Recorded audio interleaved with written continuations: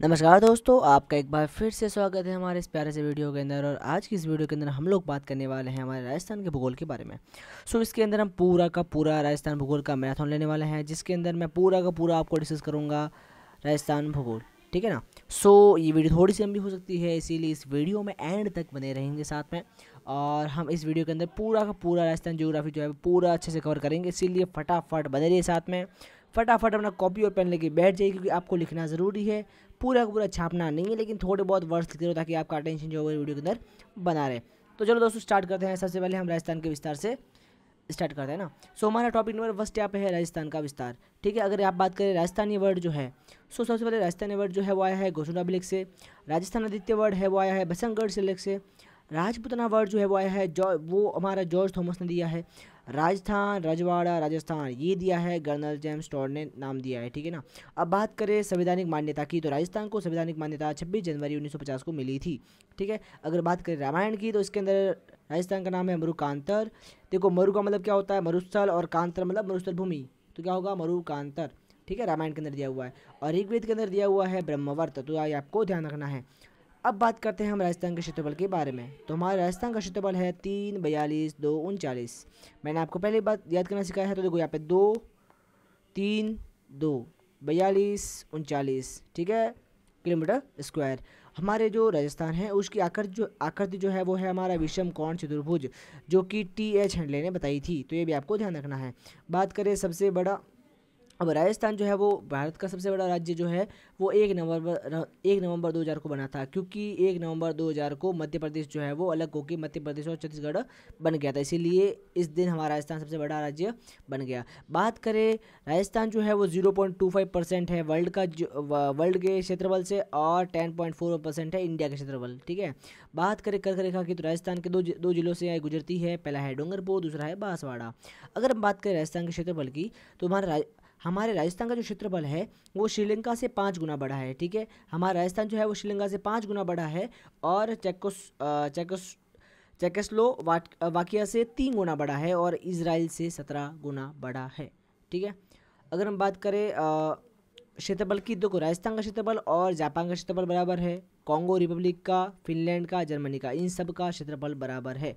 ठीक है, अगर हम बात करें राजस्थान के ग्लोबी स्थिति की, तो यहाँ पे बात करें, देखो अपने को पता है कि हमारा जो ये ग्लोब है अपना अर्थ है। ठीक है, यहाँ पे 2 लाइन है, ये आपका क्या है, ये आपकी है भूमध्य रेखा, और यहाँ पे ये ग्रीनिच रेखा है। ठीक है, हमारा भारत जो है वो यहाँ पे आता है, तो ये आपके हो गए उत्तर, ये हो गया आपका पूर्व। तो हमारा जो भारत है और राजस्थान दोनों दोनों कहाँ पे है, उत्तर पूर्व के अंदर है, ये आपको ध्यान रखना है। ठीक है ना। हमारा उत्तरी पूर्वी गोलार्ध के अंदर है। ठीक है, इसको ईशान कोण बोलते हैं। अब यहाँ पे बात करें हम लोग अक्षांश और देशांतर की, तो हमारा राजस्थान का जो देशांत अक्षांश है वो 23 डिग्री 03 मिनट से लेकर 30 डिग्री 12 मिनट नॉर्थ तक है। याद कैसे करेंगे, देखो 2303, इसका उल्टा करो, इसका उल्टा क्या हो जाएगा 0323032। ठीक है, अब देखो इसको यहाँ पे ले जाओ, अब बस यहाँ पे 3 की जगह सिर्फ 1 कर दो। ठीक है, बाकी आपका पूरा सेम हो जाएगा। तो इसका उल्टा जो है वो क्या है, ऊपर वाला है। ठीक है ना, बस यहाँ पे 3 को 1 कर देना, बस है ना, सिंपल सी चीज़ है। अगर बात करें यहाँ पे, अच्छा, और गाँव आप याद करो, तो यहाँ पे जो है वो हमारे साउथर्न मोस्ट गाँव जो है राजस्थान का वो है आपका बोरकुंड, और जो नॉर्थ में है वो कौन सा है, कोणा। तो याद रखना कोणा बोर, क्या है भाई, कोणा बोर। 1 मिनट थोड़ा सा टाइमर स्टार्ट कर लेते हैं, ताकि मेरे को टाइम का ध्यान रहे ना कि भाई कितना टाइम हो रहा है। चलो भाई, ओके, यस, टाइमर हो गया स्टार्ट। नाउ अगर बात करें हम लोग, देखो अगर बात करें हम पश्चिमी गांव की, ठीक है, तो राजस्थान का सबसे पश्चिमी गांव वो है कटरा गांव, और सबसे पूर्व में वो क्या है, कौन सा, सिलाना। याद कैसे करेंगे, दर्जी पहले कपड़े काटता है और फिर उसको सिलता है, तो कटरा और सिलना। ठीक है, ऐसे ध्यान रखना। अब देखो यहाँ पे याद कर, देखो 6930, याद रहेगा 693, ये 3 की टेबल आती है पूरी। ठीक है, तो 6930। ठीक है, और यहाँ पे याद कैसे करेंगे 7 8 1 और 7। ठीक है, अब देखो 6 में से 9 के पीछे बचे 3, और यहाँ पे 7 में से 8 के पीछे बचा 1, तो ऐसे भी आप याद कर सकते हो आराम से। ठीक है, यहाँ पे जैसलमेर है, यहाँ पे है धौलपुर। ठीक है, आगे बढ़ते हैं। राजस्थान की जो लंबाई है, राजस्थान की लंबाई है हमारी 826 किलोमीटर, और जो चौड़ाई है वो है 869 किलोमीटर। ठीक है, और अगर बात करें इनके डिफरेंस की, तो इनका डिफरेंस जो है वो 43 किलोमीटर। ठीक है, अब देखिए तो देखो राजस्थान की जो लंबाई है वो कम है और चौड़ाई है वो ज़्यादा है, तो ये भी आपको ध्यान रखना है, ठीक है। और कितनी 43 किलोमीटर ज़्यादा है, ठीक है। अगर बात करें अक्षांशीय और देशांतरी विस्तार की, तो मैंने आपको ये बता दिया है यहाँ पे, लेकिन फिर भी याद रखो अक्षांश जो है उसका अंतर कितना है, 60 डिग्री 9 मिनट, और देशांतर का जो अंतर है वो आपका है 8 डिग्री 47 मिनट, ठीक है। थोड़ा सा मैंने ये यहाँ पे क्रॉस कर लिया, तो ध्यान रखना, ठीक है। आगे आगे आगे बात करेंगे हम लोग। अब देखो राजस्थान के बॉर्डर की बात करें, तो आप सबको पता है कि राजस्थान का जो बॉर्डर है वहाँ पे एक तो अपना पाकिस्तान है ना, ये थोड़ा लाइन कर लेता हूँ मैं, ये वाली है ना, ये भाई सब आ गई, ठीक है। तो आप सबको पता है कि राजस्थान की बॉर्डर है, ठीक है, पाकिस्तान के साथ में। तो राजस्थान की अंतर्राष्ट्रीय जो बॉर्डर है वो पाकिस्तान के साथ में, उसकी लंबाई कितनी है 1070 किलोमीटर। और बात करें राजस्थान की स्टेट के साथ में, तो देखो यहाँ पे अंतर्राज्यीय जो बॉर्डर है वो है 5 जिलों के साथ में। पहला आपका है गुजरात, फिर मध्य प्रदेश, फिर यूपी, फिर हरियाणा और फिर पंजाब, ठीक है। अगर बात करेंगे हम लोग, देखो यहाँ पे पाकिस्तान के साथ सीमा कितनी है आपकी 1070 किलोमीटर। फिर पाकिस्तान के पास में यहाँ पे क्या आ जाएगा, गुजरात आ जाएगा। तो गुजरात की इससे थोड़ी सी कम है, कितनी कम है देख लो यहाँ पे ना, ये कितनी है आपकी 1022 किलोमीटर, याद आ जाएगा। अब देखो यहाँ से उससे सामने के लिए सामने जाओ ना, अब देखो जब यहाँ पे 122 है तो यहाँ पे सामने कौन सा, हरियाणा आपके सीधा है यहाँ पे। तो देखो यहाँ पे 1022 है, तो ऐसे याद कर लो 1622, ठीक है, समझ गया। तो ऐसे याद कर लेना, ठीक है। ये आपकी 1022 किलोमीटर, ये आपकी है 1262 किलोमीटर। फिर बात करें यहाँ पे मध्य प्रदेश की, ठीक है। देखो यहाँ पे याद देखो ऐसे 1070, ठीक है, 1070, और यहाँ पे देखो 1600, ठीक है। देखो ये यहाँ पे 1700, यहाँ पे क्या है 1600, तो ऐसे आप लोग याद कर सकते हो, ठीक है। एक सामने वाली बॉर्डर सेम है। यहाँ पे देखो 1022, यहाँ पे क्या है 1622, ठीक है। तो ऐसे याद कर सकते हो आप आराम से। तो मध्य प्रदेश के साथ में कितनी है 1600 किलोमीटर। बात करें हम यूपी की, तो यूपी के साथ में है 877 किलोमीटर, तो 877 किलोमीटर। और यहाँ पे देखो 877 है, तो यहाँ पे क्या हो जाएगा आपका 89 हो जाएगा पंजाब के साथ में, ठीक है। तो ये आपको ध्यान रखना। तो याद कैसे करेंगे, आ जाओ फटाफट यहाँ पे ना। सो आपको बता दो, अच्छा बॉर्डर पे जिले कौन कौन से हैं, तो यहाँ पे देखो एक तो आपका बाड़मेर है, एक आपका जैसलमेर है, एक आपका फलोदी है, एक आपका बीकानेर और एक आपका गंगानगर। बताइएगा 1 2 3 4 और 5 जिले जो है वो बॉर्डर पे है। सबसे लंबी बॉर्डर है वो जैसलमेर के साथ में है, सबसे छोटी बॉर्डर जो है वो फलोदी के साथ में, ये भी आपको ध्यान रखना है। अगर बात करें देखो पाकिस्तान की जो सीमा है वो स्टार्ट होती है हिंदुबल कोट से, और जो एंड है वो होती है हमारे वाकासर पे, तो यह भी आपको ध्यान रखना है। अगर हम बात करें कुल सीमा की, तो राजस्थान की जो कुल सीमा है वो आपकी है 5920 किलोमीटर। याद कैसे करेंगे इसको, बहुत सिंपल याद करना है ना, देखो कैसे करेंगे याद बता रहा हूँ मैं। अब देखो सिंपल सी बात है ना, जैसे भाई मान लो मैं बोल रहा हूँ ये है 6000 किलोमीटर, कितनी है भाई 6000 किलोमीटर। इसको आप याद ऐसे करो कि देखो भाई राजस्थान के पास में कितने हैं, देखो एक तो पाकिस्तान 1, गुजरात 2, मध्य प्रदेश 3, यूपी 4, हरियाणा 5 और पंजाब 6। तो ऐसे याद देखो अगर छः रीजन जो है वो राजस्थान के पास में है, तो यहाँ पे इसका बॉर्डर क्या हो जाएगी 6000 किलोमीटर। बस आप करना क्या है, इसके अंदर से 80 किलोमीटर माइनस कर दो, तो 6000 में से 80 अगर माइनस कर दो तो कितना बचेगा आपका 5920, यानी 5920 किलोमीटर बचेगा आपका, ठीक है। तो ऐसे आप याद करना कि भाई 6000 में से 80 माइनस कर देंगे तो 5920 किलोमीटर बचेगा। ये आपकी राजस्थान की कुल सीमा है, ठीक है ना। ओके, अगर बात करें अंतर्राष्ट्रीय सीमा की, तो वो आपकी कितनी है 1077 किलोमीटर, ठीक है। वो किसके पाकिस्तान के साथ में है, तो ये भी आपको ध्यान रखना है, ठीक है, पाकिस्तान के साथ में। अब देखो ये आप जो बॉर्डर है वहाँ पे पाकिस्तान के हैं 9 जिले, राजस्थान के 5 जिले, भी आपको ध्यान रखना है, ठीक है। बात करें बॉर्डर की, तो सबसे बड़ी बॉर्डर जो है वो जैसलमेर की है, उससे छोटी है गंगानगर, फिर बाड़मेर, बीकानेर और फलोदी, ये भी आपको ध्यान रखना है। हमारी जो बॉर्डर है उसका नाम क्या है, रेड क्लिफ रेखा है, ठीक है। बात करें अंतर्राज्यीय सीमा की, तो देखो इसमें से आप ये वाला माइनस कर दो तो आपका ये आंसर आ जाएगा, ठीक है। तो रटना नहीं, समझ लेना कि आता कैसे, ठीक है। 4850 किलोमीटर आता कैसे। अब बात करें सीमा की, तो देखो सबसे ज़्यादा सीमा किसके साथ में है, मध्य प्रदेश की 1600 किलोमीटर, ठीक है। उसके बाद में आपका Haryana 1262 kilometre, Gujarat 1022 kilometre, UP 877 kilometre और पंजाब 89 किलोमीटर, ठीक है, समझ गए। अगर आप बात करें देखो यहाँ पे ये मेन चीज़ है ना, अब देखो यहाँ पे, अब देखो जो मध्य प्रदेश और राजस्थान की बॉर्डर है वहाँ पे मध्य प्रदेश के भी 10 जिले हैं और राजस्थान के भी 10 जिले हैं, ठीक है। बात करें गुजरात की, देखो यहाँ पे गुजरात के 6 जिले हैं, राजस्थान के भी 6 जिले बॉर्डर के ऊपर, ठीक है। और पंजाब की बात करें, पंजाब के भी 2 जिले हैं और राजस्थान के भी 2 जिले हैं, ठीक है। अगर हम बात करें यहाँ पे हरियाणा और यूपी की, तो देखो हरियाणा के 7 जिले हैं, तो यूपी के 8 जिले, सॉरी हरियाणा के 7 जिले हैं, राजस्थान के 8 जिले, और यूपी के 2 जिले और राजस्थान के 3 जिले हैं। तो यहाँ पे एक एक्स्ट्रा है, ठीक है, ये याद कर लेना, +1 ठीक है। तो ऐसे अपन याद कर सकते हैं।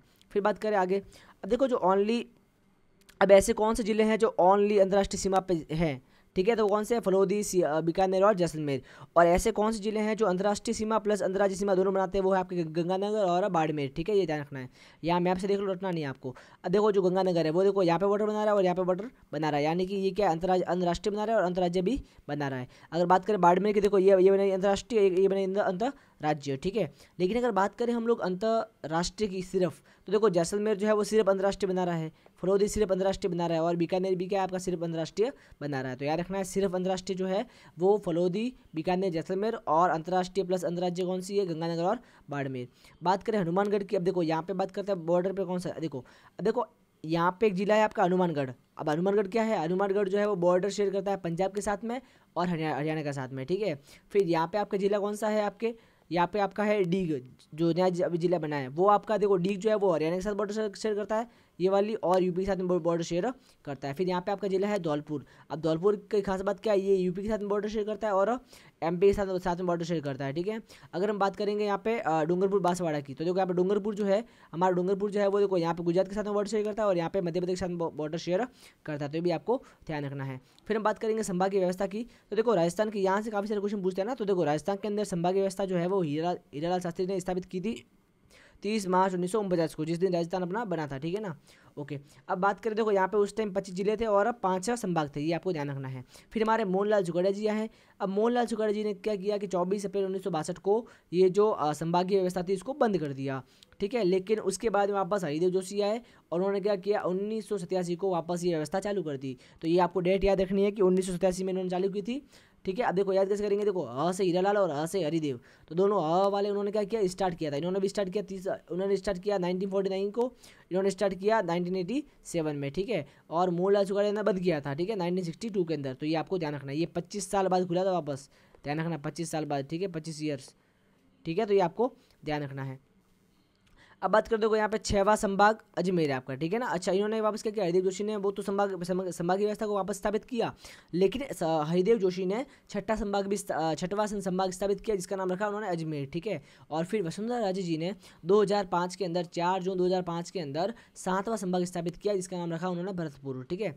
अब फिर बात करें अशोक गहलोत जी, अब आपको पता था कितना खतरनाक वाला चीज़ की थी ना, उन्होंने 50 जिले बना दिए और 10 संभाग कर दिए थे, ठीक है। कब, 17 मार्च 2023 को, किसकी रिकमेंडेशन पे, राम लोबाया कमेटी की रिकमेंडेशन पे, ठीक है। लेकिन यहाँ पे भजनलाल जी वापस आए फील्ड के अंदर, उन्होंने कहा कि भैया आपने गलत कर दिया, 50 जिले नहीं करने चाहिए आपको, तो फिर उन्होंने वापस 41 जिले किए और यहाँ पे 3 संभाग को हटा के वापस पहले वाले 7 संभाग को कर दिया, ठीक है। और ये कब हुआ, ये 28 दिसंबर 2024 को हुआ, ठीक है। अब बात करें प्रेजेंट टाइम में, तो देखो सबसे बड़ा संभाग जोधपुर है आपका, जिसके अंदर 8 जिले हैं, जैसलमेर के अंदर 7 जिले हैं, अगेन उदयपुर के अंदर भी 7 जिले हैं, ठीक है। फिर आपका ये कौन सा है, अबे कौन सा है रे, देखिए ना, अजमेर संभाग, सॉरी, हाँ, इसके अंदर 6 जिले हैं। फिर आपका भरतपुर जो है वहाँ पे 5 जिले, ठीक है। करौली के अंदर है 4 जिले और बीकानेर के अंदर भी है आपके 4 जिले, ठीक है। कोटा कहाँ गया यार, कोटा मिसिंग है क्या, हाँ कोटा आ गया ना, यस, भरतपुर, कोटा और फिर लास्ट में कौन सा आपका बीकानेर, ठीक है। बीकानेर और कोटा में दोनों 4 जिले हैं, ठीक है। और भरतपुर के अंदर 5 जिले हैं और अजमेर के अंदर 6 हैं, उदयपुर जयपुर के अंदर दोनों के साथ 7 है और जोधपुर के अंदर 8 है, इतना आपको याद रखना है। फिर हम बात करें यहाँ पे, अब एक आ गया पेज, ओ भाई ये क्या गया बीच में, चलो कोई ना, हाँ भाई। अब देखो सबसे बड़ा जिला जो है कौन सा आपका, सबसे बड़ा जिला कौन सा आपका, जैसलमेर, ठीक है, सबको पता है भाई, ये राजस्थान का 11.62% हिस्सा जो है कवर करता है, ठीक है। और सबसे छोटा जिला कौन सा आपका, धौलपुर है, वो 0.8% हिस्सा कवर करता है, ठीक है। जैसलमेर का क्षेत्रफल है आपका 38,401 किलोमीटर स्क्वायर और आपके धौलपुर का है 3,034 किलोमीटर, देख लो यहाँ पे 3,000 और यहाँ पे क्या 38,000 है, फर्क देख लो आप, है ना। अब देखो जैसलमेर का क्षेत्रफल जो है वो धौलपुर से 12.66 गुना ज़्यादा है, ठीक है, तो ये भी आपको ध्यान रखना है, ठीक है। बात करें सिरोही की, देखो सिरोही ऐसा जिला है जो क्षेत्रफल में भी जो राजस्थान का 1.5% क्षेत्रफल कवर करता है और 1.5% जनसंख्या कवर करता है, तो ये भी आपको ध्यान रखना है, ठीक है। अब क्षेत्रफल की दृष्टि से सबसे बड़ा जिला कौन सा आपका, जैसलमेर, उससे छोटा बीकानेर, फिर बाड़मेर, फिर जोधपुर, फिर नागौर। और बात करें सबसे छोटा जिला, तो उससे सबसे छोटा है आपका धौलपुर, उससे बड़ा दौसा, फिर डूंगरपुर से बड़ा प्रतापगढ़ और उससे बड़ा राजसमंद, ठीक है, ये आपको ध्यान रखना है। अब बात करें हम लोग टॉपिक नंबर 2 की, ठीक है।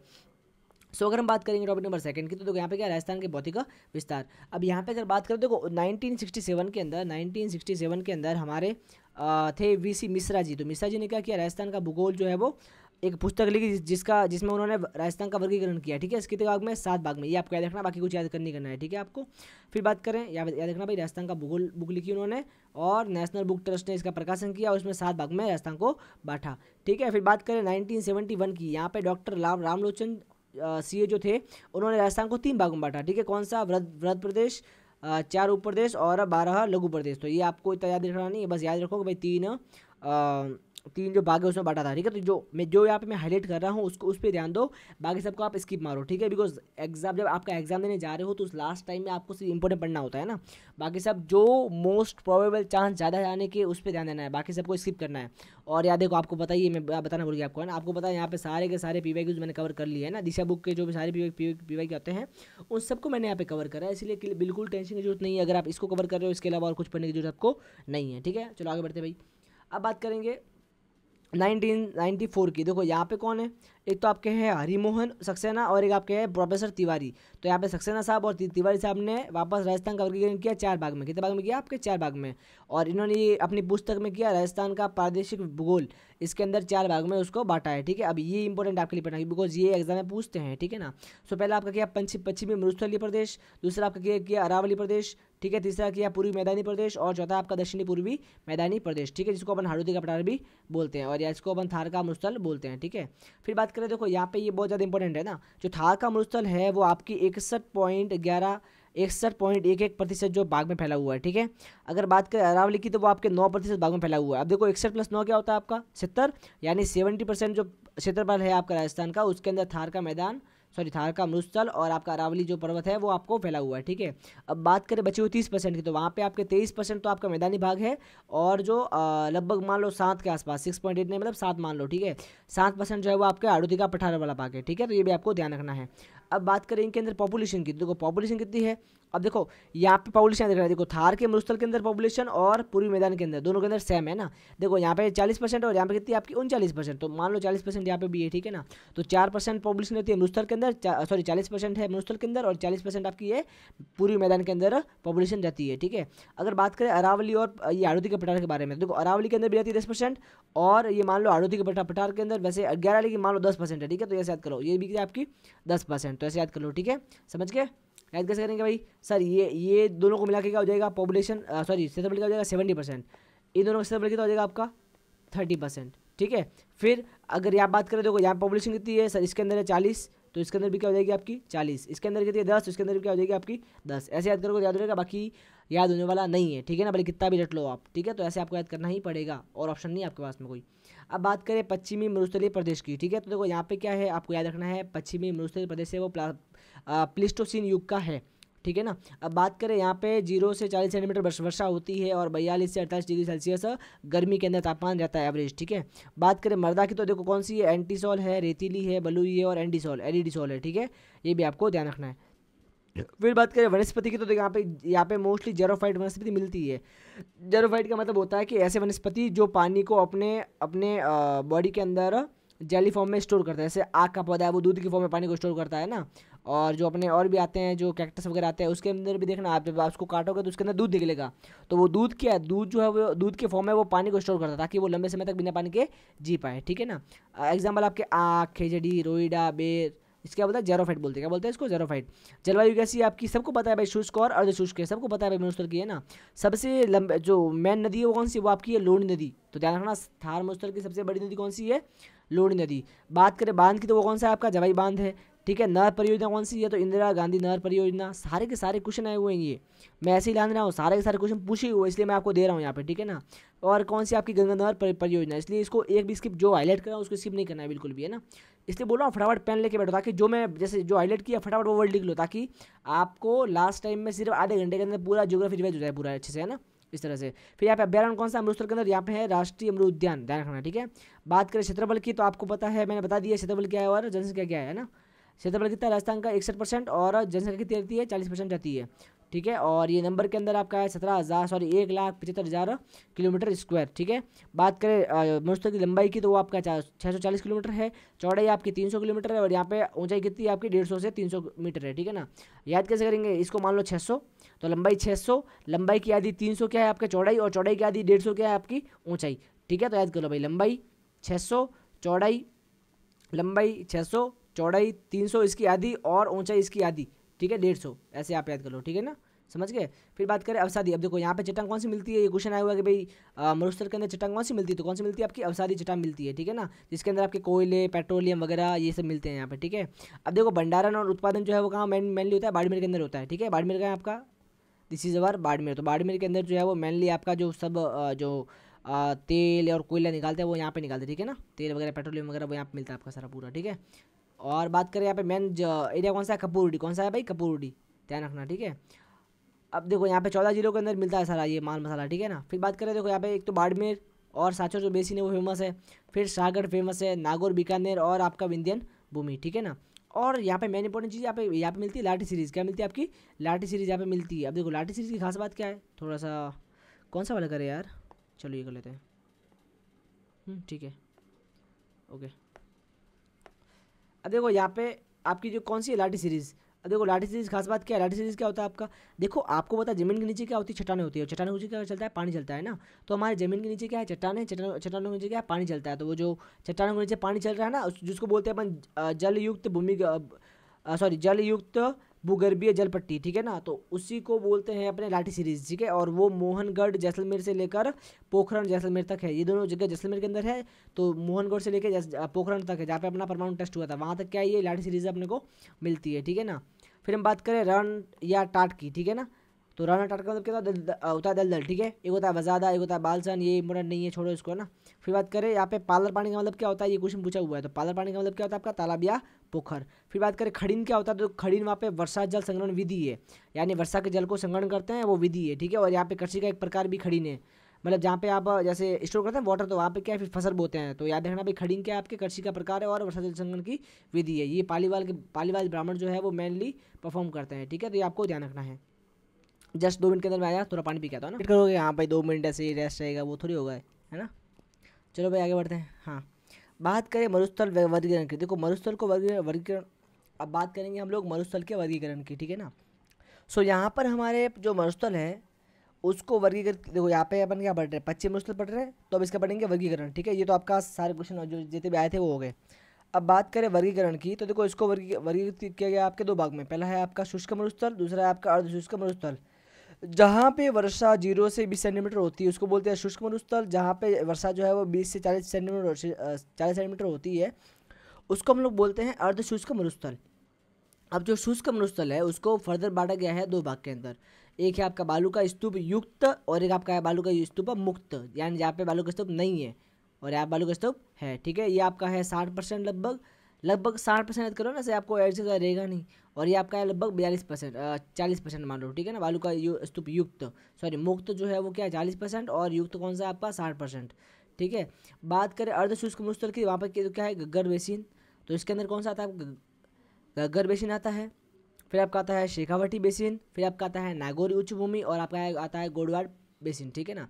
सब कुछ डिस्कस करेंगे, टेंशन बोलो ना। चलो भाई, अब बात करें बालू का स्तूप मुक्त प्रदेश, यानी ऐसी जगह जहाँ पे बालू का स्तूप यानी दोरे दोरे जो है वो नहीं है, वो कौन सा एरिया है आपके पोखरण, बालोतरा और फलोदी। ये जो 3 जो बड़े बड़े जो मतलब सिटीज़ वगैरह हैं, ठीक है ना, इनके बीच का जो एरिया है वो क्या आपका बालू का स्तूप मुक्त है, यानी यहाँ पे बालू का स्तूप नहीं है। और ये आपके ये अपने थार मरुस्थल का 40% भाग कवर करता है, ठीक है। जिसको अपन क्या बोलते हैं, अमाडा बोलते हैं, जहाँ पे बालू नहीं होती, ठीक है, बालू का स्तूप नहीं होते हैं, क्या बोलते हैं इसको, अमादा, ठीक है, ध्यान रखना भाई।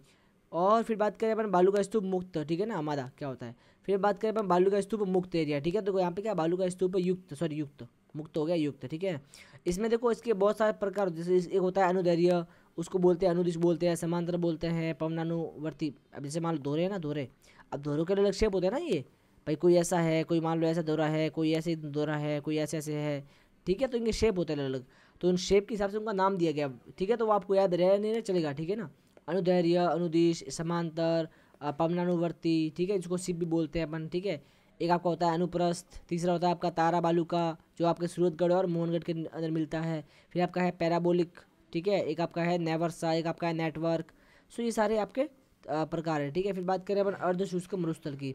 अगर हम बात करेंगे अर्धशुष्क मरुस्थल की, तो देखो इसको बांटा गया है 4 भाग के अंदर। पहला आपका है गग्गर बेसिन, दूसरा आपका है शेखावटी बेसिन, ठीक है, तीसरा आपका है नागौर उच्च भूमि और चौथा आपका है गोडवाड़ बेसिन। अब ये सब कहाँ कहाँ पे है वो मैं आपको बता रहा हूँ, ठीक है ना। चलो भाई, इस मैप को डालना है यहाँ पे, चलो भाई मैप को डालते हैं ना।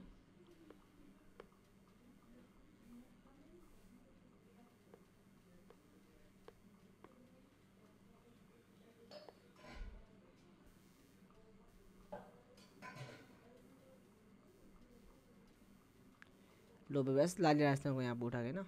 चलो भाई, अब बात करें यहाँ पे पहला आपका कौन सा, आपका घग्गर बेसिन। देखो इसको बोलते हैं घग्गर का बेसिन, है ना। जो आपका ये वाला एरिया है ये आपका है घग्गर का बेसिन।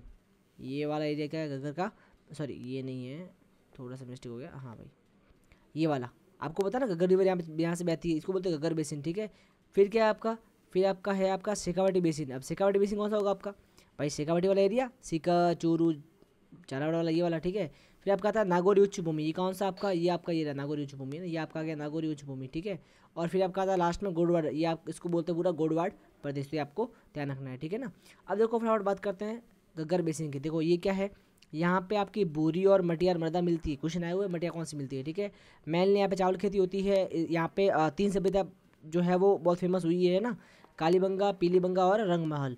फिर आप यहाँ पे जो है वो क्या है, देखो यहाँ पे ना, यहाँ पे जो घग्गर बेसिन, घग्गर का जो बेसिन है उससे अरुमगढ़ में क्या बोलते हैं, नाली, क्या बोलते हैं उसको, नाली बोलते हैं। यानी जहाँ पे ये रिवर बही है, जहाँ से नदी का पानी जाता है उसको बोलते हैं नाली, क्या बोलते हैं उसको, नाली। और यहाँ बात करें मैदान की, तो यहाँ पे मैदान को बग्गी बोलते हैं और काठी बोलते हैं, तो ये ध्यान रखना, ठीक है ना।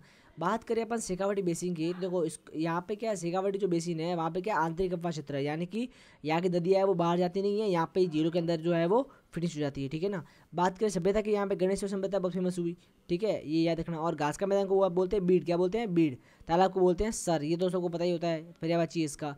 और यहाँ पे कांतली नदी जो है उसका प्रवाह क्षेत्र को बोलते हैं तोरावटी, ये बहुत ही इंपॉर्टेंट क्वेश्चन है, बहुत बार पूछा हुआ है कि भाई तोरावटी का मतलब क्या होता है, तो ध्यान रखना तोरावटी क्या होता है आपका, तोरावटी होता है आपका कांतली नदी का प्रवाह क्षेत्र, ठीक है। बहुत इंपॉर्टेंट, यहाँ से बहुत सारे क्वेश्चन आए हुए हैं, 3-4 बार क्वेश्चन आए हुए ये वाला, ठीक है। फिर हम लोग बात करें यहाँ पे नागौरी उच्च भूमि की, तो देखो नागौरी जो उच्च भूमि है उसको बोलते हैं अपन कुबड़ पट्टी, क्या बोलते हैं, क्योंकि यहाँ पे क्या है नागौरी उच्च भूमि के अंदर एक तो क्या है गर्मी ज़्यादा होती है, तो यहाँ पे वाष्पीकरण ज़्यादा होता है। और सेकंड चीज़ क्या है, यहाँ की जो चट्टानें हैं वहाँ पे वो सॉल्टी है, यानी वहाँ पे जो है वो नमक की मात्रा, थोड़ा लवण की मात्रा ज़्यादा है चट्टानों के अंदर, ठीक है। तो इसलिए यहाँ पे क्या है फ्लोराइड की मात्रा भी अधिक है। अब देखो आपको पता है NaCl होता है ना, KCl होता है, वैसे ही आपका NaF होता है, और NaF मतलब क्या है फ्लोराइड। तो आपके यहाँ पे क्या है कि नागौर जो भूमि है वहाँ पे फ्लोराइड की मात्रा ज़्यादा है, इसी वजह से क्या होता है फ्लोराइड आता है पानी के अंदर, और जब वो लोग पानी पीते हैं तो फ्लोराइड की वजह से यहाँ पे जो है वो लोगों के कुबड़ निकल जाते हैं, यानी लकवा मतलब पैरालाइज लोग पैदा होते हैं यहाँ पे, ठीक है ना। इस तरह से मतलब कुबड़ निकले होते हैं, इसलिए उसको बोलते हैं कुबड़ पट्टी, क्योंकि यहाँ पे लोग क्या है कुबड़ होता है, क्योंकि कुबड़ बनने का कारण क्या है यहाँ पे फ्लोराइड, ठीक है, ये आपको ध्यान रखना है, ठीक है भाई। कुबड़ पट्टी का कारण क्या है आपका फ्लोराइड, ठीक है। फिर इस यहाँ पे जो फ्लोराइड क्षेत्र है उसको बोलते हैं जायद, क्या बोलते हैं उसको, जायद बोलते हैं। और यहाँ पे आपको बताना चाहिए मकराना जो है वो यहाँ पे ही है, जहाँ का संगमरमर बहुत फेमस है ना, तो मकराना का संगमरमर बहुत फेमस है, और वो कहाँ पे नागौर भूमि के अंदर ही पड़ता है, ठीक है। और ये होता है मांगोल, मांगोल का क्या है जिप्सम फेमस है, ठीक है ना, यहाँ पे जिप्सम ज़्यादा मिलता है मांगोल के अंदर, ठीक है, ध्यान रखना। फिर आपका आता है गोडवाड़ बेसिन। अब गोडवाड़ बेसिन की खास बात क्या है, यहाँ पे देखो यहाँ पे इसको लूनी जवाई बेसिन भी कहते हैं, ठीक है। और यहाँ पे 56 की पहाड़ियाँ हैं जिसके अंदर आपके नाकोड़ा मंदिर भी बना हुआ है, ठीक है, जो आपको 23 जैन तीर्थ को समर्पित है। और यहाँ पे एक भटियानी माता का मंदिर भी बना हुआ है, ये ध्यान रखना आप, ठीक है ना। चलो भाई फिर बात बोलते हैं यहाँ पे काफ़ी बार पूछ रहा है बाप बोल्डर क्या होता है। बाप बोल्डर क्या है, फलोदी और जोधपुर के अंदर जो पत्थर वगैरह मिलते हैं ना, मतलब जोधपुर और फलोदी से संबंधित याद रखो, ठीक है ना। बात करें यहाँ पे रिन्यूएबल एनर्जी रिसोर्सेज, यानी जो आपके ऐसे समझो ना, रिन्यूएबल एनर्जी रिसोर्स क्या होता है सबको पता है, तो उस पे काम करते हैं अक्षय ऊर्जा लिमिटेड मेनली काम करता है, ठीक है, राजस्थान के अंदर, ये ध्यान रखना आपको, ठीक है। चलो भाई अब हम बात करेंगे अरावली पर्वतीय प्रदेश की, ठीक है, या इसकी खास बात क्या आप ध्यान देख लो ना, इसकी थोड़ी पेन चेंज कर लेते हैं। चलो भाई हाँ, अगर हम बात करें अरावली पर्वतीय प्रदेश की, ठीक है, तो यहाँ पे क्या है ये प्री कैम्ब्रियन काल में बना था, ठीक है ना, याद रखना। ये यानी कि आज से 60 से 65 करोड़ वर्ष पूर्व इसका निर्माण हुआ था, ठीक है। ये जो है वो गोंडवाना लैंड का पार्ट है, ठीक है, आपने पढ़ा होगा गोंडवाना लैंड क्या होता है। फिर यहाँ पे क्या है आंतरिक अग्नि चट्टान मिलती है, कौन सी मिलती है आपकी आंतरिक अग्नि चट्टानें मिलती है, तो ये भी आपको ध्यान रखना है, आंतरिक अग्नियाँ चट्टानें मिलती है, जिसमें क्या होता है आपका आयरन, गोल्ड, सिल्वर, जिंक, ये सब आपके मिलता है। फिर हम बात करें हमारा जो अरावली है उसको हम लोग महान जल विभाजक रेखा भी कहते हैं, क्यों, बिकॉज देखो जैसे मान लो ये आपका राजस्थान है, ठीक है, ये राजस्थान है आपका। अब राजस्थान के अंदर यहाँ पे क्या अरावली है ना, तो देखो यहाँ पे अरावली के साइड तो बारिश बहुत होती है, यहाँ पे बारिश होती है, लेकिन यहाँ पे बारिश नहीं होती है, इसीलिए इसको बोलते हैं महान जल विभाजक रेखा, क्योंकि यहाँ पे क्या अरावली जो है वो यहाँ पे मरुस्थल को और मैदानी भाग को बीच में अलग करती है, ठीक है, इसलिए इसको बोलते हैं महान जल विभाजक रेखा। फिर यहाँ पे मक्का की खेती बहुत ज़्यादा होती है, जैसे उदयपुर वगैरह आप जाओगे तो वहाँ पे आपको मक्के की रोटी ज़्यादा मिलेगी, ठीक है ना। जैसे मैं खुद रहता हूँ उदयपुर के अंदर, तो हमारे क्या है यहाँ पे मक्के की रोटी काफ़ी ज़्यादा बनाते हैं, क्योंकि आप मक्का पकता है, ठीक है, इसीलिए। बात करें लंबाई की, तो देखो अरावली की कुल लंबाई जो है आपकी 672 किलोमीटर है, मान लो 700 किलोमीटर है, ठीक है, और 700 में से 550 किलोमीटर जो वो क्या है राजस्थान के अंदर है, ये भी ध्यान रखना है आपको, ठीक है। फिर बात करें हम लोग पालमपुर की। अब देखो इसकी ये पालमपुर से लेकर आपके राष्ट्रपति भवन जो दिल्ली के अंदर है वहाँ तक ये फैला हुआ अरावली, ठीक है।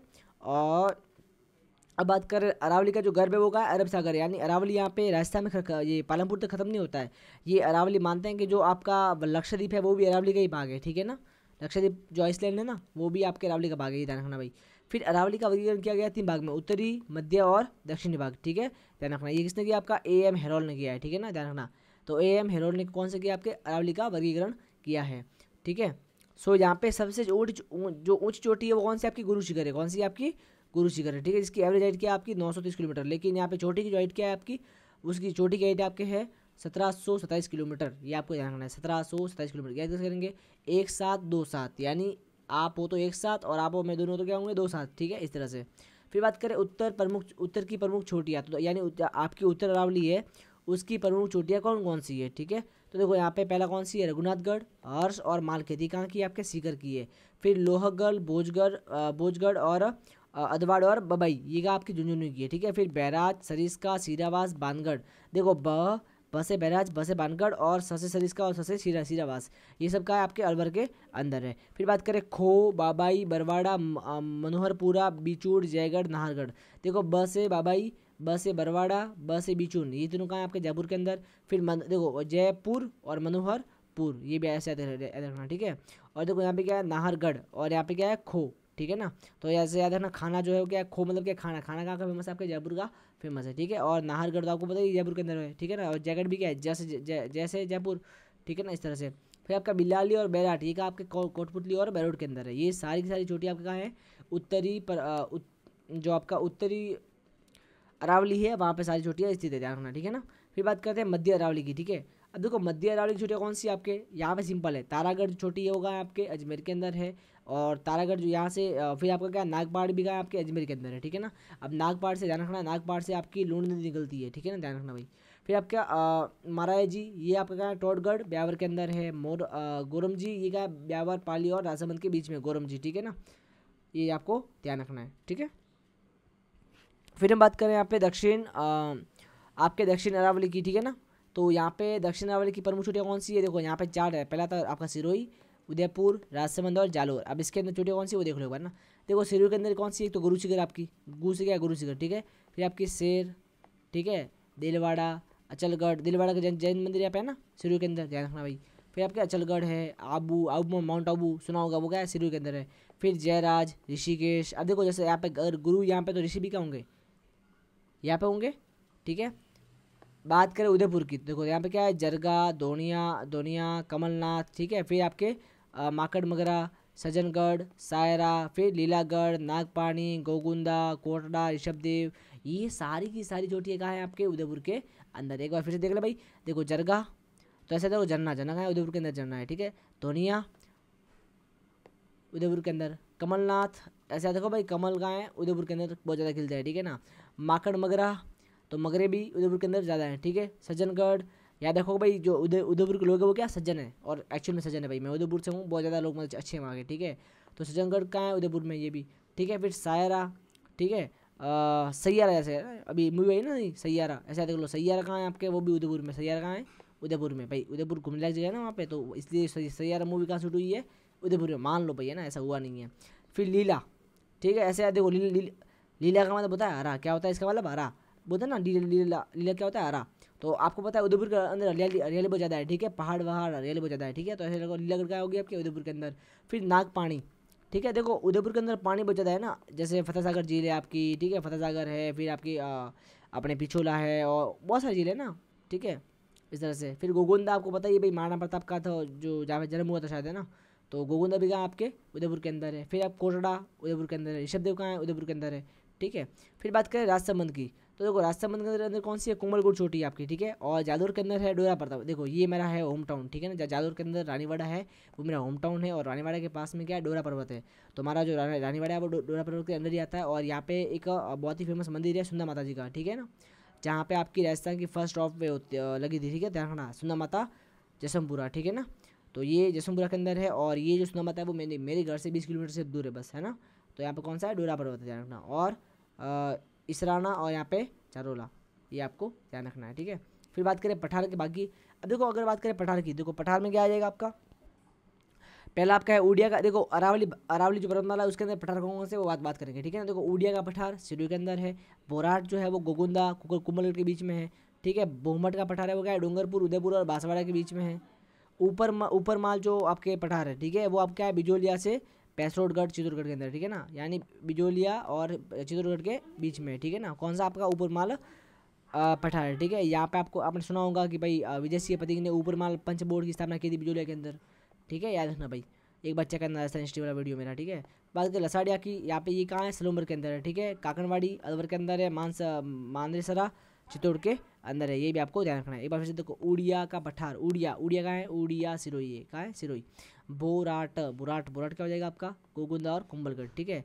बोमठ का हो जाएगा डूंगरपुर उदयपुर और बांसवाड़ा, ठीक है। ऊपर माल क्या हो जाएगा आपका, बिजोलिया और चित्तौड़गढ़। लसाड़िया क्या हो जाएगा आपका, सलुम्बर। और काकड़वाड़ी क्या हो जाएगा आपका, अलवर। मांद्रेसरा क्या हो जाएगा, चित्तौड़गढ़, ठीक है। फिर हम लोग बात करेंगे पूर्वी मैदान की। अगर हम बात करेंगे यहाँ पे पूर्वी मैदानी प्रदेश की, तो देखो यहाँ पे कौन सी है, ये आपके अरावली सॉरी ये आपके अलवर, जयपुर, सवाई माधोपुर, हाँ, सलुम्बर, प्रतापगढ़, बांसवाड़ा और डूंगरपुर, इन सब जगह पे आपके पूर्वी मैदान है वो फैला हुआ है, ठीक है। इसको उत्खात स्थलाकृति, इसकी स्थलाकृति वो कैसी है आपकी, उत्खात क्या है, उत्खात है, ठीक है। बात करें अवशेष की, तो देखो ये क्या है, 33 सागर का अवशेष है, ये ध्यान रखना, ठीक है ना। इसका क्षेत्रफल बता दिया मैंने आपको, 23% है। और जनसंख्या कितनी है, राजस्थान की 40% लगभग जनसंख्या निवास करती है यहाँ पे ना, 39-40 याद कर लो वैसे ना। यहाँ पे मर्दा कौन सी है, जरूर मर्दा है, फिर अल्फिसोल है, फिर दोमाट और कच्छारी है। बात करें चंबल के बेसिन की, तो याद रखना भाई, चंबल का जो बेसिन है उसको वो जो चंबल का बेसिन है उससे होता है अवनाली का अवतरण, ठीक है। और जो आपका भाई चंबल नदी चल रही है जहाँ पे है ना, तो वहाँ पे क्या होगा, ज़मीन के नीचे मतलब ऐसा ना सारा कुछ वो मिट्टी उड़ जाएगी वहाँ की, है ना। तो उसको बोलते हैं अवनाली का अवतरण, ठीक है। और ये जो अवनाली का अवतरण होता है इसे बोलते हैं अपन बीहड़, क्या बोलते हैं, बीहड़ बोलते हैं, ठीक है ना। और यहाँ पे जो अवनाली का अवतरण हो रहा है वहाँ पे कौन सी आपकी काली जलोढ़ मृदा मिलती है, ठीक है, ध्यान रखना। फिर बात करें बनास बाणगंगा बेसिन, ठीक है ना, ये कहाँ आपके, ये सब आपके पूर्वी मैदान के अंदर ही है, ठीक है ना। सो बनास बाणगंगा बेसिन में क्या है, यहाँ पे बोरी मृदा मिलती है। और यहाँ पे मालपुरा करौली का मैदान भी है। और मेवाड़ का मैदान भी यहाँ पे है, ठीक है ना। सॉरी मेवाड़ कामदेव जो भी है ना, मेवाड़ का देख लो। बात करें माही बेसिन की, तो देखो यहाँ पे क्या है, इसको वागड़ की गंगा बोलते हैं, माही नदी को वागड़ की गंगा बोलते हैं, पुष्प प्रदेश बोलते हैं, ठीक है, इस एरिया को। छप्पन का मैदान बोलते हैं, कांठर का मैदान बोलते हैं, और व्याघ्र घाट और गुप्त प्रदेश, ये जो 5 हैं वो इसके नाम है, ठीक है। तो ये भी आप याद कर लेना। फिर बात करें हम लोग हाड़ौती के पठार की। सो जो हमारा हाड़ौती का पठार है ये लास्ट है, ठीक है, 4th वाला।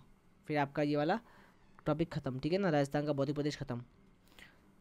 तो यहाँ पे पहले तो 80 से 120 सेंटीमीटर बारिश होता है यहाँ पे, ठीक है। और ये आपके मेसोजोइक एरा का है, ठीक है ना, मेसोजोइक एरा का ध्यान रखना, ठीक है। यहाँ पे अवशेष कौन सी, किसका अवशेष, ये आपके गोंडवाना लैंड का अवशेष है, ध्यान रखना, ठीक है ना। इसका क्षेत्रफल जो है वो राजस्थान का लगभग 7% है। और जनसंख्या कितनी लगभग 10 से 11% रहती है, ठीक है ना। इसको संक्रांति प्रदेश बोलते हैं, क्यों, क्योंकि अरावली और विंध्या को जोड़ता है, अरावली पर्वतमाला और विंध्या के बीच का भाग, इसलिए इसका बोलते हैं संक्रांति प्रदेश, ठीक है ना। और यहाँ पे जो हाईएस्ट पीक है हाड़ौती पठार की वो आपकी है चंदवाड़ी, कौन सी है, चंदवाड़ी, जिसकी हाइट कितनी आपकी 517 मीटर, यानी आधा किलोमीटर, ठीक है। फिर यहाँ पे मृदा कौन सी मिलती है, देखो रेगार, कपासी और वर्टिसोल, कौन सी मिलती है आपकी, रेगार, कपासी और वर्टिसोल, ठीक है। संक्रांति प्रदेश को बोलते हैं, चंदवाड़ी है, ठीक है। अवशेष गोंडवाना थोड़ा मैं भूल गया ना, वागड़ गंगा, पुष्प गंगा, छप्पन का मैदान, कांठल का मैदान, व्याघ्र घाट और गुप्त प्रदेश। फिर यहाँ पे याद रखना बीहड़ क्या होता है, ठीक है।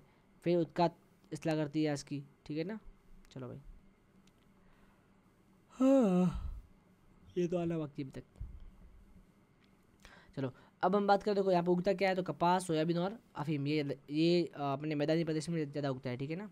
बात करें विंध्यन कंगार भूमि की, देखो यहाँ पे क्या है, तो यहाँ पे देखो भाई इसको बांटा गया ना, ये हाड़ौती के पार्ट का, हाड़ौती का जो पठार है उसका भाग है यहाँ पे, ठीक है ना। ये हाड़ौती के पठार में उगती है, ठीक है, कपास, सोयाबीन और अफीम। अब देखो आरती के पठार का पहला भाग है आपका विंध्यन कंगार भूमि। क्या भाई, विंध्यन कंगार है यहाँ पे, ठीक है, ये ऊपर जो है वो यहाँ पे पॉइंट है, ठीक है, विंध्यन कंगार भूमि, ठीक है। यहाँ पे जो क्या है करौली, ये आपके करौली, सवाई माधोपुर और धौलपुर के अंदर फैली हुई है, ठीक है ना।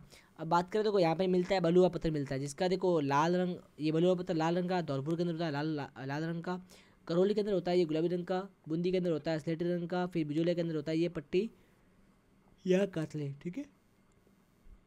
देखो यहाँ पे एक महान सीमा भ्रंश है, ठीक है, कौन सा भाई, महान सीमा भ्रंश है, जिसको हम बोलते हैं ग्रेट बाउंड्री फोल्ट। क्या बोलते हैं इसको, ग्रेट बाउंड्री फोल्ट भी अपन बोलते हैं। ये आपके 480 किलोमीटर लंबा है और चित्तौड़, कोटा, सवाई माधोपुर और धौलपुर के अंदर ये ओके गुजरता है, आपको ध्यान रखना है, ठीक है ना भाई। फिर हम बात करें यहाँ पे दक्कन के पठार की। सो अगर हम बात करेंगे दक्कन के पठार की, तो यहाँ पे क्या कोटा, बूंदी, बारा, झालावाड़, ठीक है ना।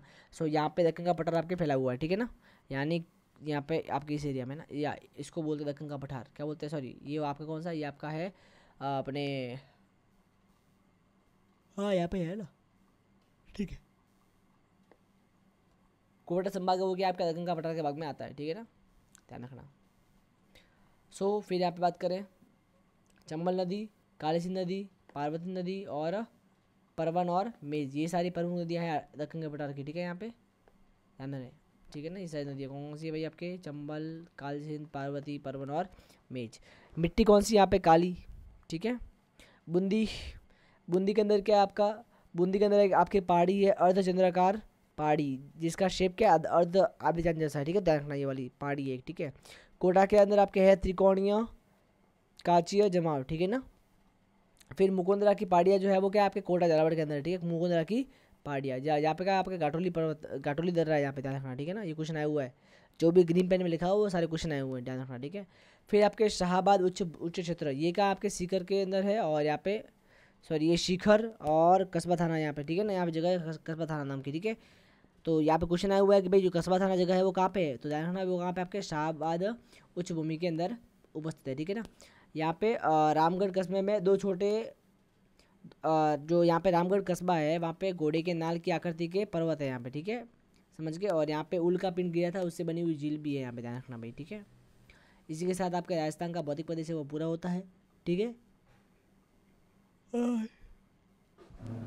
अब हम नेक्स्ट बात करेंगे हम लोग अगले टॉपिक के बारे में, जिसका हमारा नाम क्या है आपका, जलवायु, नाम क्या है इसका, जलवायु, ठीक है।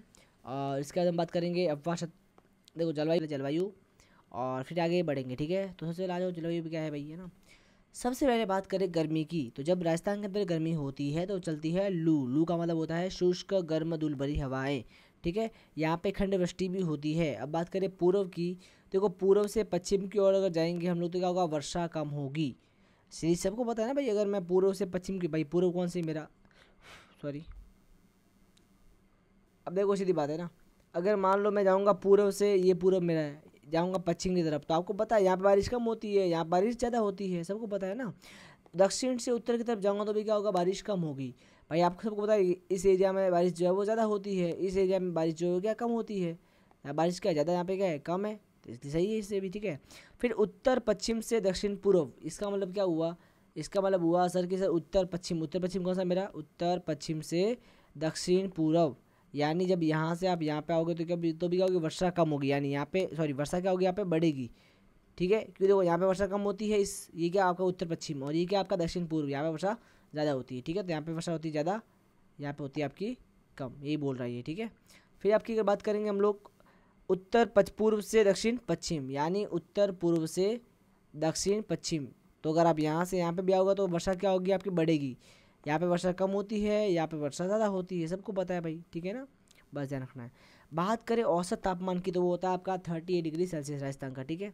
बात करें वार्षिक तापमान दर की तो वो आपका अधिकतम होता है चूरू के अंदर, यानी वार्षिक तापमान दर ज़्यादा का होता है चूरू के अंदर, यानी चूरू के अंदर सर्दियाँ बहुत ज़्यादा पड़ती है और गर्मी बहुत ज़्यादा पड़ती है, ठीक है। चूरू के अंदर, चूरू कहाँ है आपका, एक बार एक लोकेशन के अंदर ना, चूरू जी कहाँ गए आपके, कहाँ छुप गए मिस्टर चूरू, कहाँ गए आपके, ये चूरू, ये आपके चूरू। सबसे ज़्यादा सर्दी यहाँ पे होती है, सबसे ज़्यादा जो बारिश है वो भी यहाँ पे होती है, ठीक है, ध्यान रखना भाई, बारिश नहीं गर्मी, सॉरी, हाँ। फिर बात करें दैनिक तापमान दर की, दैनिक तापमान दर जो है वो अधिकतम होता है आपके जैसलमेर के अंदर। क्यों, देखो जैसलमेर के अंदर क्या है, बहुत सारी रेत है, और आपको पता होगा कि रेत जो है वो ठंडी भी जली होती है और गर्म भी जली होती है, इसीलिए जब दिन में धूप होती है तो जो रेत है वो बहुत ज़्यादा गर्म हो जाती है, ठीक है। लेकिन जब रात में सर्दी मतलब ठंडा ठंडा होता है तो जो रेत है वो अचानक से पूरी ठंडी भी हो जाती है, इसलिए यहाँ पे दैनिक तापमान तो ज़्यादा, यानी कि रात और दिन में जो टेम्परेचर का डिफरेंस है वो बहुत यहाँ पे ज़्यादा है, ये भी आपको ध्यान रखना है, ठीक है। और यहाँ पे वाष्पीकरण भी अधिक होता है, ये ध्यान रखना है जैसलमेर के अंदर। फिर बात करें हम लोग यहाँ पे हवा है, ठीक है। तो हवाएं जो है वो इसकी स्पीड क्या रहती है 140 किलोमीटर प्रति घंटे की स्पीड से हवा यहाँ पे चलती है, और जून के अंदर सबसे ज़्यादा हवा चलती है और नवंबर के अंदर सबसे हवा कम चलती है, ठीक है ना। बात करें गंगानगर की, वहाँ पे हवा ज़्यादा चलती है, सबसे ज़्यादा चलती है, और झालावाड़ के अंदर सबसे हवाएं कम चलती है, तो ये भी आपको ध्यान रखना है, ठीक है ना। फिर बात करें वर्षा की, तो देखो वर्षा जो औसत तापमान है वो आपका वर्षा ऋतु के अंदर 18 से 30 डिग्री सेल्सियस रहता है, ठीक है। जो आपकी 90% वर्षा जो है वो दक्षिण पश्चिम मानसून हवा से होती है, ठीक है, जो जुलाई अगस्त के अंदर आपके होती है। दक्षिण पश्चिम कौन सी है भाई, ये देखो राजस्थान में, देखो यहाँ से जो आते हैं ना हवाएं, जो यहाँ पे क्या है गुजरात है आपका, यहाँ पे गुजरात है और फिर यहाँ पे नीचे, तो यहाँ पे दक्षिण पश्चिम से जो हवा आती है, ठीक है ना, यहाँ से इस साइड से, तो वो आपकी क्या पूरी यहाँ पे वर्षा सब करती है, यहाँ पे वर्षा पूरी इसी से होती है मानसून से, ठीक है ना। तो याद रखना कि ये 90% वर्षा यहाँ से होती है, और बाकी वर्षा जो कहाँ है वो यहाँ से बंगाल की खाड़ी से आते हैं ना अपना, तो वो यहाँ पे इस एरिया के अंदर बारिश करती है, ठीक है ना। और ये कब होता है, जुलाई अगस्त के अपन जुलाई अगस्त में बारिश ज़्यादा होती है यहाँ पे, ठीक है। बात करें अरब सागर शाखा की, ठीक है, तो ये प्रवेश क्या करता है आपका बांसवाड़ा के अंदर करता है भाई, ये जो है ना ये दक्षिण पश्चिम इसी को बोलते हैं अरब सागरी शाखा, ठीक है ना। तो ये प्रवेश करता है आपका बांसवाड़ा के अंदर भाई, यहाँ से अगर आएगी तो कहाँ गई बांसवाड़ा के अंदर एंटर करेगा ना पहले, तो बस ध्यान रखना आपको, ठीक है, बांसवाड़ा के अंदर एंटर करेगा। और अगर बात करें बंगाल की खाड़ी की शाखा, तो उसका प्रवेश क्या है झालावाड़, कौन सा है झालावाड़। अब देखो यार यहाँ से आएगी तो बांसवाड़ा के अंदर जाएगी, लेकिन मान लो यहाँ से आएगी तो वो एंटर कहाँ से करेगी आपके झालावाड़ से, कहाँ से करेगी भाई झालावाड़ के अंदर, तैयार रखना भाई दोनों, है ना, रटना नहीं समझना है कि यहाँ से क्यों कर रही है एंटर, ठीक है। फिर बात करेंगे यहाँ पे 50 सेंटीमीटर से 40 सेंटीमीटर। अब देखो खास बात यहाँ पे क्या है, यहाँ पे जो है वो क्या 50 से 40 सेंटीमीटर जो है वो यहाँ पे जो वर्षा है वो यहाँ पे आपके होती है, ठीक है ना, जिसको अपन इसलिए इसको समवर्षा रेखा भी कहते हैं। देखो यहाँ पे एक रेखा है आपकी, सॉरी मैं थोड़ा, हाँ यहाँ पे आपके रेखा है, ठीक है, जिसको हम बोलते हैं समवर्षा रेखा, क्योंकि यहाँ पे जो है वो क्या है इसके मतलब यहाँ पे 40 से 50 सेंटीमीटर बारिश होती है, बाकी यहाँ से इससे 40 सेंटीमीटर से कम होती है, और यहाँ पे 40 सेंटीमीटर से ज़्यादा बारिश होती है, ठीक है। तो ये इसकी खास बात है, ठीक है, इसको हम बोलते हैं समवर्षा रेखा, ठीक है। और राजस्थान को 2 भाग में बांटती है, ठीक है, यहाँ पे इसको बोलते हैं 40 डिग्री रेखा, ठीक है, जो यहाँ पे 40 डिग्री से कम होता है बारिश, और यहाँ पे 40 सेंटीमीटर से डिग्री नहीं सेंटीमीटर से ज़्यादा होता है, यहाँ पे कम होता है, ठीक है ना, ये आपको ध्यान रखना, आपको पता ही है वैसा पूछे ना। फिर हम बात करें यहाँ पे वार्षिक औसत वर्षा की, तो देखो हमारे जो राजस्थान के अंदर वार्षिक औसत वर्षा है वो कितनी आपकी 57.51 सेंटीमीटर है, तो ध्यान रखना, ठीक है भाई। फिर देखो बात करें, देखो ये आता कैसा मानसून देख लो एक बार, है ना, देखो यहाँ से आती है उसको बोलते हैं अरब की शाखा, अरब सागर की शाखा, ये एंटर कहाँ से करेगी आपके बांसवाड़ा के अंदर से, ठीक है ना। और अगर जो यहाँ से आएगी ना, देखो जो आपकी बंगाल खाड़ी से आई है शाखा, ठीक है ना, तो ये आपके एंटर करेगी कहाँ से करेगी झालावाड़ से, कहाँ से करेगी आपके झालावाड़ से करेगी, तो ये भी आपको पता होना चाहिए, ठीक है ना। फिर बात करें शीत ऋतु की, तो यहाँ पे मानसून, एक मिनट, हाँ अगर हम बात करें मानसून प्रत्यावर्तन काल, तो देखो यहाँ पे क्या मानसून, देखो जैसे देखो अभी तो ये मानसून जा रहा है पूरा इस साइड, लेकिन वापस क्या होता है, वापस ये रिवर्स होता है, यहाँ से आए रिवर्स करता है वापस मानसून, ठीक है ना। तो ये रिवर्स कब करता है, ये करता है आपका अक्टूबर से दिसंबर के अंदर, ध्यान रखना कि तो मानसून रिवर्स कब आता है आपका अक्टूबर दिसंबर के अंदर। सो यहाँ पे क्या देखो उच्च तापमान होता है, यहाँ पे क्या होता है इस शीत ऋतु के अंदर क्या होता है, देखो यहाँ पे उच्च तापमान ज़्यादा होता है, मतलब तापमान का ज़्यादा होता है, इसलिए और आपके आर्द्रता भी ज़्यादा है, ठीक है ना, तो बारिश की वजह से आपकी आर्द्रता ज़्यादा है और आपका तापमान भी ज़्यादा होता है, इससे क्या होती है यहाँ पे उमस होती है, क्या होती है आपकी उमस होती ज़्यादा होती है, ठीक है ना। और बात करें यहाँ पे न्यूनतम वार्षिक तापमान की, देखो यहाँ पे न्यूनतम वार्षिक तापमान है वो यहाँ पे अपने अधिकतम जो है वो आपके 35 डिग्री सेल्सियस है, और न्यूनतम कितना आपके 20 डिग्री सेल्सियस, कब आपके शीत ऋतु के अंदर। तो ध्यान रखें कि भाई शीत ऋतु के अंदर मैक्सिमम तापमान कितना होता है आपका 35 डिग्री, और कम से कम कितना होता है आपका 20 डिग्री सेल्सियस। भाई उदयपुर के अंदर 5 डिग्री सेल्सियस तक भी मैंने झेला हुआ है, ठीक है ना, ध्यान रखना भाई, सर्दियों के अंदर 5 डिग्री सेल्सियस किसे बोलते हैं, ठीक है ना, मैंने रात को 2 बजे तक ये फील किया हुआ पूरा, ठीक है, हाँ हाँ भाई। फिर हम बात करें शुष्क शीत ऋतु की, ठीक है, तो ये आपकी होती है दिसंबर से फेब के बीच में, ठीक है, और इसको शीतोष्ण इस टाइम में शीतोष्ण चक्रवात आते हैं, ठीक है, जो आपके मेनली जो भूमध्य सागरीय जो चक्र है वहाँ से आपके आते हैं, ठीक है ना। फिर बात करें मावट की, ये देखो मावट यहाँ पे बहुत ज़्यादा इंपॉर्टेंट है। मावट में क्या खास बात है, मावट जो होता है मतलब जो सर्दियों में बारिश होती है उसे बोलते हैं अपन मावट, ठीक है, और ये मावट जो है इसको बोलते हैं गोल्डन ड्रॉप, क्यों, क्योंकि ये जो मावट बारिश होती है वो आपके जो आपके रबी की फसल है जैसे एग्जाम्पल के लिए आप ले लो गेहूँ, तो गेहूँ के लिए काफ़ी बढ़िया होती है, इसलिए इसको बोलते हैं गोल्डन ड्रॉप, ठीक है ना। ये भी आपको ध्यान रखना है, ठीक है। अधिकतम की होती है 35, न्यूनतम की होती है 20 डिग्री सेल्सियस, ठीक है। फिर बात करें यहाँ पे हम लोग और क्या बात करेंगे, हाँ यहाँ पे समवर्षा रेखा कितनी है आपकी 40 से 50 सेंटीमीटर। अच्छा रेखा दी किसने, ये आपके दी है सक्सेस राणा साहब ने, ठीक है ना। फिर हम बात करें औसत औसत वर्षा क्या होती है आपकी, ये होती है आपकी 57.51 सेंटीमीटर।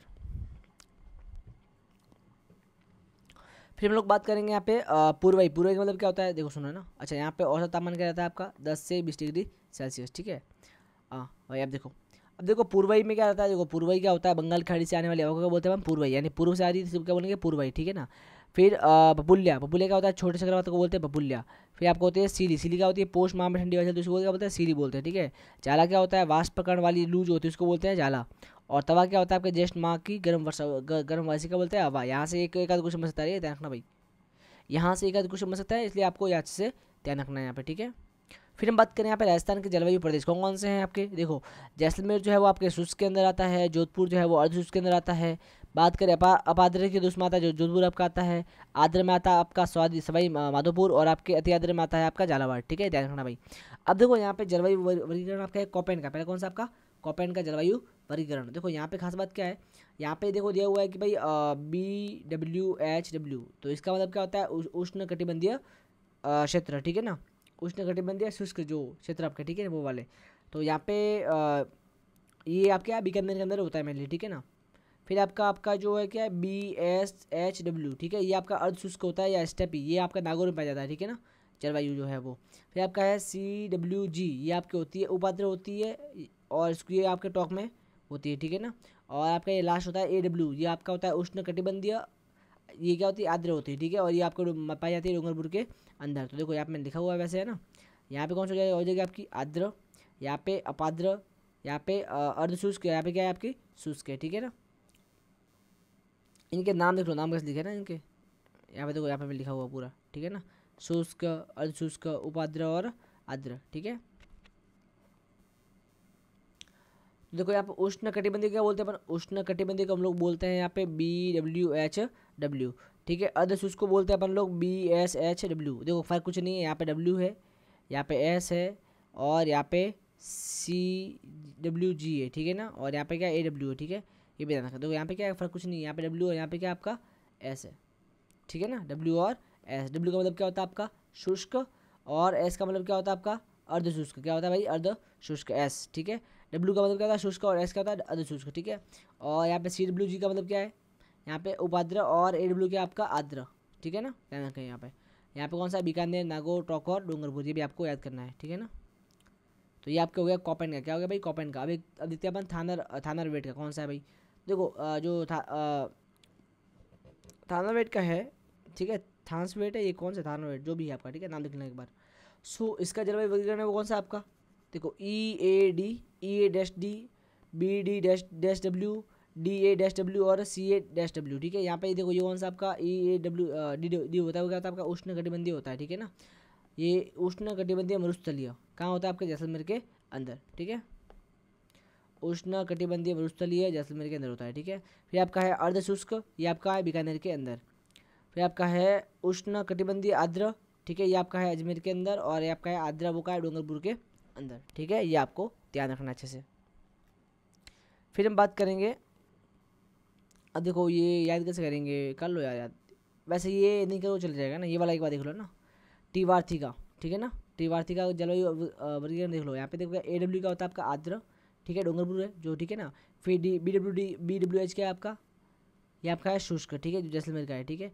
फिर BSH, ठीक है, ये कौन सा आपका नागौर का है, ठीक है, जिसको बोलते हैं अपना उपोष्ण या स्टेपी बोलते हैं, ठीक है। और ये आपका है CAW, ठीक है, इसको बोलते हैं अपन अर्धशुष्क आर्द्र, ठीक है, इसको बोलते हैं, ये आपके सवाई माधोपुर के अंदर है, ठीक है ना, ओके। फिर बात करें यहाँ पे सबसे ठंडा जो यहाँ पे देखो ये वर्गीकरण आपको याद हो वो ना हो चलेगा, ठीक है, क्योंकि चांस कम है आने के, आ भी सकता है लेकिन ठीक है, पर यहाँ से क्वेश्चन ज़्यादा आएगा, ठीक है ना। यहाँ पे देख लो ये बहुत इंपॉर्टेंट है आपका, ठीक है ना, यहाँ से क्वेश्चन आने के चांस बहुत ज़्यादा है, ठीक है ना, ध्यान रखना भाई। देखो सबसे ठंडा कौन सा आपका, सबसे ठंडा कौन सा होता है आपका चूरू। सबसे गर्म कौन सा आपका चूरू। सर्वाधिक वार्षिक तापमान कहाँ है चूरू, समझ गए, ओके। बात करें सबसे ठंडा, ये तो आपका आ गया जिला, ये क्या आ गया आपका जिला। अब बात करें स्थान की, तो सबसे ठंडा स्थान कौन सा है? माउंट आबू। क्यों भाई? माउंट आबू की हाइट देखिए, हाइट का कितना ज़्यादा है। तो अगर जो एरिया हाइट पे होता है वहाँ पे क्या तापमान वैसे भी कम होता है, ठीक है, ध्यान रखना भाई। सबसे ठंडा स्थान कौन सा हो गया? माउंट आबू हो गया। न्यूनतम दैनिक तापमान का होता है माउंट आबू के अंदर, यानी माउंट आबू के अंदर दिन में और रात में तापमान बहुत कम होता है ना, मतलब दिन का तापमान रात का ताप जो है लगभग सेम रहता है ना, ज़्यादा फर्क नहीं होता है, ठीक है। फिर राजस्थान का शिमला किसे बोलते हैं? माउंट आबू को बोलते हैं। फिर यहाँ पर देखो राजस्थान का सबसे गर्म स्थान कौन सा है भाई? सबसे गर्म जिला तो कौन सा है? चुरू। ठंडा जिला कौन सा है? चुरू। अब ठंडा क्षेत्र तो कौन सा आ गया? माउंट आबू। लेकिन गर्म क्षेत्र कौन सा आपका? वो आपका फलोदी। कौन सा भाई? फलोदी। बात करें न्यूनतम वार्षिक तापमान कहाँ है? वो आपका है डूंगरपुर का। कहाँ है भाई? डूंगरपुर का। और न्यूनतम दैनिक तापमान कहाँ है? वो भी आपका डूंगरपुर का। ये भी आपको ध्यान रखना है, ठीक है ना। ये जिले की बात करें अपन, ठीक है, जिले की बात कर रहे हैं, डूंगरपुर जिला। फिर बात करें, देखो आपका जो 99% राजस्थान है वो कौन सा आपका? उपोष्ण कटिबंधीय है। और आपका सिर्फ 1% राजस्थान है, वो क्या आपका? वो आपका उष्ण कटिबंधीय है, समझ गए। फिर बात करेंगे अपन सर्वाधिक वाष्पीकरण दर कहाँ ज़्यादा कहाँ पे, ठीक है। तो सर्वाधिक वाष्पीकरण दर है वो कहाँ है? जैसलमेर के अंदर ज़्यादा होती है। और कब होती है? जून के महीने में, ठीक है। और न्यूनतम वाष्पीकरण का होता है आपका डूंगरपुर के अंदर होता है, वो आपका होता है दिसंबर के अंदर। फिर बात करें सर्वाधिक आर्द्रता, ये आपके झालावाड़ माउंट आबू में ज़्यादा होती है, ठीक है ना, जो अगस्त के महीने में होती है। सर्वाधिक आर्द्रता का होती है झालावाड़ और माउंट आबू के अंदर, ठीक है, जो अगस्त के महीने में। और न्यूनतम आर्द्रता का होती है आपके, वो होती है आपके जैसलमेर फ्लोरी के अंदर और अप्रैल के महीने में होती है, ठीक है ना। ये भी आपको ध्यान रखना है। देखो यहाँ पे बारिश ज़्यादा होती है, यहाँ बारिश ज़्यादा होती है, इसलिए यहाँ पे क्या है? आर्द्रता ज़्यादा है, ठीक है ना, अगस्त के महीने में ज़्यादा होती है बारिश, ठीक है। ऐसे अब यहाँ पे वाष्पीकरण न्यूनतम क्यों है? क्योंकि देखो यहाँ पे डूंगरपुर है, डूंगरपुर के अंदर क्या है? वैसे भी पहाड़ी क्षेत्र है यहाँ पे, ठीक है ना, पठारी क्षेत्र है। तो यहाँ पे क्या गर्मी पर कम पड़ती है, बारिश ज़्यादा होती है, गर्मी कम पड़ती है, तो यहाँ पे क्या होगा? वाष्पीकरण बहुत कम होगा, ठीक है, ये भी आपको ध्यान रखना है। फिर बात करें वर्षा सबसे ज़्यादा का होती है, तो झालावाड़ और माउंट आबू, ठीक है। तो झालावाड़ और माउंट आबू में देखो झालावाड़ माउंट आबू आर्द्रता अधिक है ना, तो याद रखो भाई वर्षा भी यहाँ पे क्या होती है? अधिक। झालावाड़ और माउंट आबू में वर्षा अधिक होती है। झालावाड़ को राजस्थान का चेरापूंजी बोलते हैं, भारत का चेरापूंजी है ना वहाँ पे मेघालय के अंदर, वैसे ही यहाँ पे राजस्थान का जो चेरापूंजी वो कैसे बोलते हैं? झालावाड़, क्योंकि यहाँ पे सबसे ज़्यादा बारिश होती है, ठीक है ना। और सबसे कम बारिश का होती है? जैसलमेर और आपके ये कौन सा भाई? सम जगह है, ठीक है ना, जैसलमेर के अंदर ही, ठीक है ना, सम। इसी के साथ आपका हो गया जलवायु पूरा। अब बात करेंगे अपन अफवाह तंत्र के, ठीक है ना, कि अफवाह तंत्र का क्या सीन रहता है यहाँ पे, ठीक है, ये कर रहा हूँ। अब अगले जो पार्ट के अंदर मैं यहाँ पे जलवायु को ले लूँगा, ठीक है। और यहाँ पे फिर अपना अफवाह तंत्र हो जाएगा आपका, और यहाँ पे बांध और बाकी बच्ची टॉपिक है वो आपके सारे हो जाएंगे, है ना, ठीक है भाई। Okay, so thank you so much guys. अभी के भी जो सेकंड वीडियो को खोल के देखो, मैंने इस वीडियो को दो में क्यों बनाया, ताकि आपको थोड़ा आसान रहे ना, आपको थोड़ा देखने में आसान रहे, इसलिए मैंने इसको 2 भाग बांटा है, ठीक है ना। इसीलिए अगर आपने इसको पूरा देख लिया है तो भी फटाफट नेक्स्ट वीडियो को देखो, ठीक है। नीचे आपके आ रहा होगा रिकमेंडेशन में, ठीक है। चलो भाई, बाय, गुड नाइट।